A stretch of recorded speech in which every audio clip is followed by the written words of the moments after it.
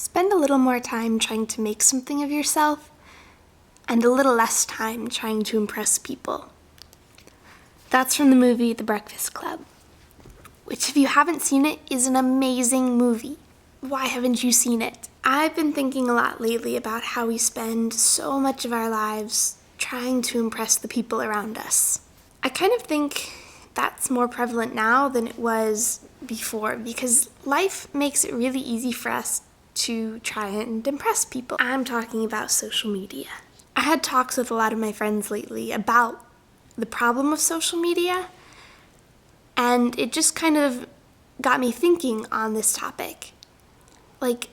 We spend so much time on Facebook and Twitter and Instagram and Pinterest and Snapchat and Tumblr and you name it. All of this is our attempt to try to show people our lives, which is great. It makes communicating and keeping in touch with people a lot easier. On the other hand, we never really show a whole lot of our real lives, I don't think. We show our filtered lives. We show the very best of things, the best pictures, the best captions, posts about victories and celebrations and exciting things. We get so caught up in trying to make our lives look so perfect so that the people around us will be impressed with how insightful or cool or whatever our lives are. With a lot of my friends being gone in college and me not, it's been really easy for me to just waste time scrolling through social media and watching everybody else live their life. And one, it's kind of depressing. Two, I could be doing so much other stuff with my time. I could be writing or reading. I could be making videos. I could be knitting, doing physical therapy. I don't know. I could be doing a lot of stuff that's more useful than wasting my time watching everybody else live their lives. That sounds kind of bad. I love watching my friends' lives and I love being a part of them. But it's not healthy for it to be just a one-way thing of me going through their feeds and their posts and just observing. Life isn't a spectator sport. You've got to do things. You've got to participate. And I think that's another thing with social media. I went on a social media fast for Lent this past spring. And one thing I realized was that we spend so much time worrying about what exactly we're going to post on our social media pages. I realized that sometimes I would go out with people and I'd be thinking in my head the whole time about what I was going to caption, the photo I was going to take of this time, or what I was going to tweet about it, what was going to be clever enough. Or if I watched people go to a concert, it seemed like they spent all of their time filming it on their iPhones.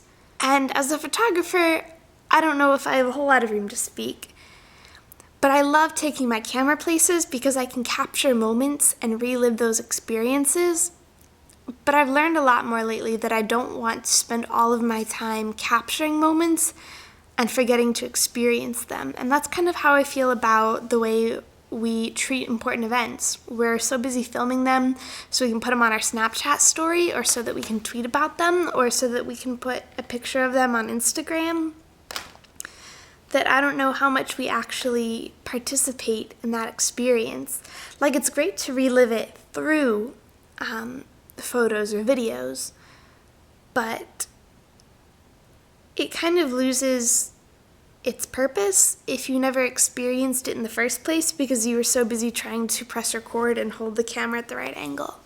Another thing I've noticed is that we seem to think everybody else's lives are so much better than ours because we see all of the bad stuff in our lives. We know all of the sad feelings that we have, and we understand when things aren't going how we want them to go. We don't see that on other people's social media feeds. I mean, yes, you always have a couple people who put everything on social media, everything that you don't need to know, like how many times they got a burrito this week, or how many times they have used the bathroom lately. You see some weird stuff sometimes. And oversharing, I think, is a result of the fact that we don't talk as much in person, I think, as we used to. Because we can just put it all out there on the internet.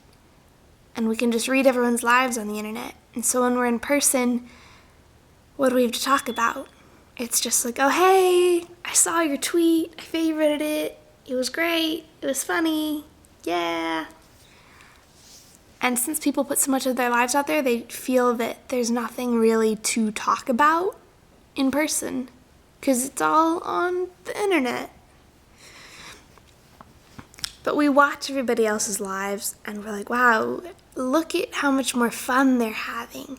Look at how much cool stuff they're doing. Look at all these deep thoughts they're having over their hipster coffee and the beautifully arranged flowers on their table with the sun in the background. Man, I just woke up and had a bowl of cereal this morning. I'm not deep or insightful at all. Or I think an easy trap to fall into is watching people go out with each other and take pictures. Your friends all go out to dinner and they all take pictures together. And you're like, oh, I never do cool stuff like that with people. But how do you even know they had a good time? They could have gone out to dinner and all sat on their phones the entire time with little else to talk about other than laughing at things that come across their page. And then at the end, been like, oh, we gotta take a picture, yeah. And they caption it with something really funny, and it looks like they had the best night of their lives. Maybe it wasn't even close. That's kind of the trap we can fall into with social media. It controls so much of our life and so much of what we think of ourselves and of the people around us. It's just not healthy. It's really not. And it's not always real. It's filtered. It's what we want people to see and what we want people to know. I'm reminded of the case of Madison Holleran. She was a student at the University of Pennsylvania, and she was an athlete. She struggled with mental health. And she didn't tell anybody about that. Her family knew, but her friends in college didn't, because she didn't want them to know. Through social media, especially Instagram, her life looked perfect. She looked happy. Everything seemed to be going perfect. And then she jumped off of a parking garage and committed suicide. She was 19 years old. And in the days that followed, so many people brought up her social media. She never said anything. She never gave any indication that she was upset or sad or lonely. And most people don't. There was a girl that I grew up going to school with when I was really little, who I recently found out committed suicide. And naturally, the first thing I did was go to her Instagram and see what I had missed of her life in the 15 years it had been since I had seen her. And it was exactly the same. She looked happy. She had just started college. She had friends and a boyfriend. Nothing sad. And yet she was struggling so much. Why is it that the things we have that are supposed to help us be more social and better friends makes us less social, and we find it harder to talk about the things that really matter? I don't like that. I don't want to live in a world like that. I don't want to live in a world where we can only tell each other the things that are going good in our life, where we're always competing to see who has the very best, most fun, most amazing life possible. There's so much more to life than posting it on social media. And so that's why I think I'm going to be taking a social media break. I'm still going to be on YouTube, I think, because I like being able to communicate in this manner. I'm not worried about views or likes or comments or anything. It's just an easy way for me to let people know what's going on in my life. without them having to worry about being able to come see me and talk to me in person because I know they're busy in summer states away, or without them having to worry that they don't have the time to respond to a letter and stuff like that. I would love to write people mail, but I know that not all of my friends have the time for that right now because of school and college. But I was thinking about it last night, and there's so many things I want to do, and you don't get a second chance. I mean, you only get this life, and I don't know how long any of us have in this life. But once it's over, that's it. I don't want to waste that time worrying about what people think of my life on social media.